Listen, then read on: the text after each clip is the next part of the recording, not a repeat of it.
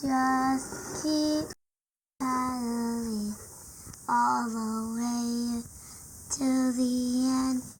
Hello, welcome back to 340 Paddler, and today we're going to answer the eternal question. The question that is on all of our minds, standing around Caw Point or at the hotel on Monday or Sunday before the race. Where are you going to stop on day one? And of course, day one is a euphemistic term in the 340, but that's a whole nother bit of philosophy.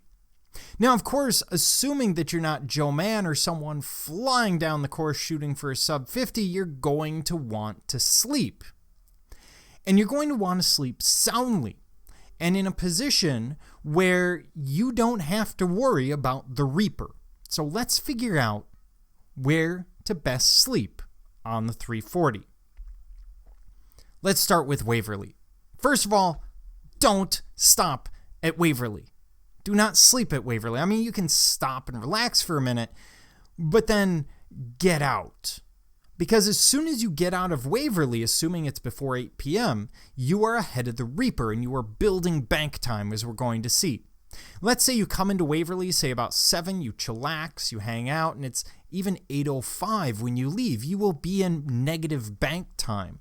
If you barely scratch into Waverly and you think you're going to relax for an hour, that's going to put you an hour behind the Reaper. Psychologically, that's a very difficult position to be in. So do not stop at Waverly.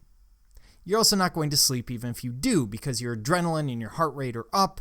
It's just not going to happen. So let's move downriver. Let's move to Hills Island. This is the first place that I would ever tell someone to go ahead and consider resting or sleeping. It's 12 miles down from Waverly, and it's not a bad spot. Now, that being said, let's say you get to Hills Island around 10, you hang out for half an hour. You still have 3 hours and 20 minutes to get to Miami. Now, if I round that off a little bit and figure you get into Miami at about 2 a.m., well, you're now 8 hours ahead of the Reaper. Good position to be in. That's a full night's sleep. But you're at Hills Island and you're not going to be able to sleep. Trust me, it's just not going to happen. Again, you're still pumped up from racing. Your body hasn't hit pure exhaustion yet. So let's travel on.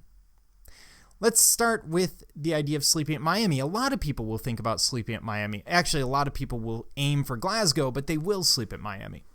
The problem with Miami is it's noisy. A lot of people will be there. The group, the large bulk of 340 racers on average year will be there between about 10 p.m. and 2 a.m., coming in the dark. Everyone's trying to set up camp. The food is fantastic there. Definitely stop to eat, but I wouldn't recommend sleeping there. It's noisy.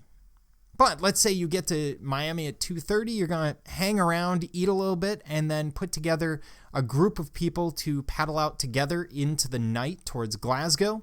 So it takes you an hour, you leave at 3:30. Well, that's going to give you about 6.5 hours of bank time because you spent half an hour at Hills Island and an hour at Miami. That being said, that's still a really good position to be in because you've had plenty of rest during the event.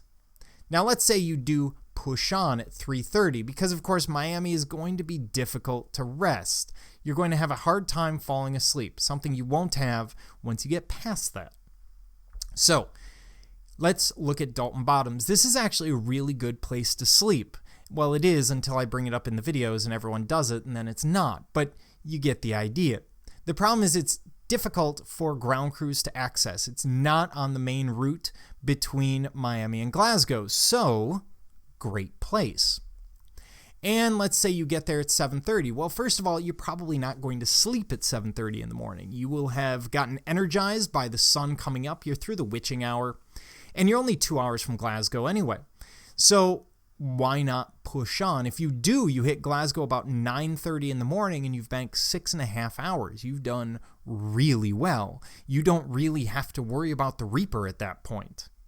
Now, that being said, you can definitely sleep at Dalton, and many people will get there before these projected times. This is, again, an average for the back of the pack based on when I did the race in 2012 in about 78 hours. So let's continue on. Let's say you go all the way to Glasgow. Now, Glasgow is a great spot. There's food, there's drink, there's showers, there are bathrooms, there's a pavilion. You get there at 9:30. Let's say you spend an hour and a half eating and showering and everything else. You have now banked about 15 hours based on you getting into Jeff City sometime 13 hours after you leave Glasgow. That is not a bad situation to be in. And 15 hours is a lot of time. But it's the middle of the day. Do you really want to stop?